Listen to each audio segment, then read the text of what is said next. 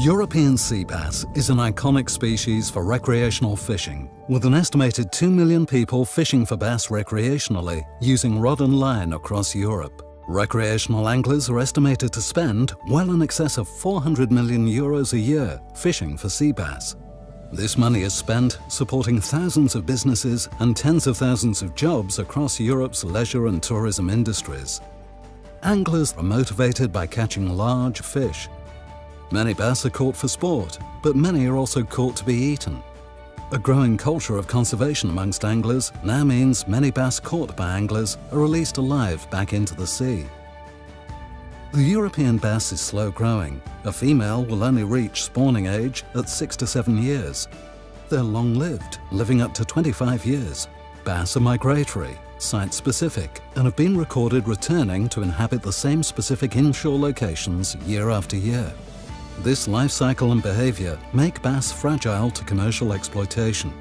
Bass were almost exclusively targeted by recreational anglers in the 1970s. Today, over 3/4 of all bass landed are from commercial fishing at much higher levels of exploitation.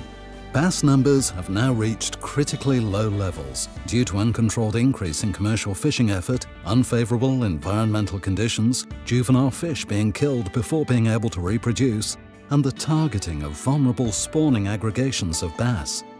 EU conservation measures were implemented in 2016. However, the projected landings are still 3 times higher than the scientists have advised, meaning there's now a threat to the ability of the stock to regenerate itself in the future.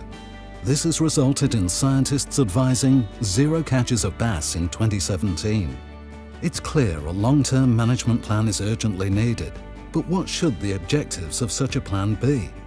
The current system is exclusively focused on satisfying the demands of commercial fisheries, where stocks are managed by the total allowable catch.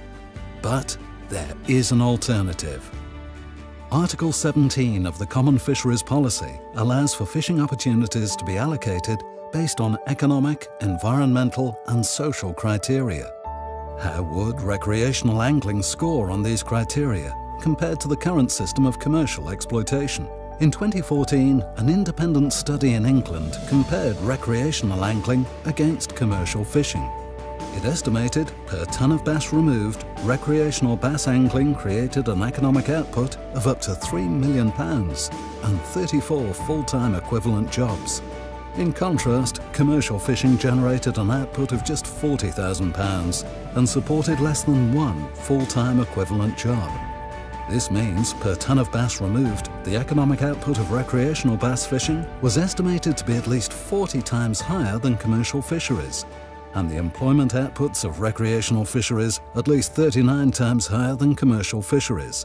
However, so far, despite the clear benefits, the CFP has failed to capitalize on this by including any specific management objectives for recreational fisheries.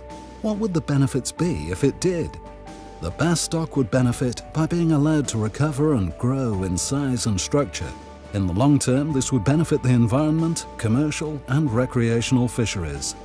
Economic growth and employment opportunities would be achieved in many deprived coastal communities. The social well-being and heritage benefits of many millions of EU citizens would be enhanced. This has already been achieved elsewhere in the world, such as in Ireland, where the Irish recreational bass fishery is estimated to be worth €52 million, and in the USA, where the striped bass recreational fishery is estimated to be worth over $6.5 billion, supporting over 63,000 jobs. Given the overwhelming benefits of recreational bass fishing, isn't it time specific management objectives to support and develop it were included in the future management of European bass stocks?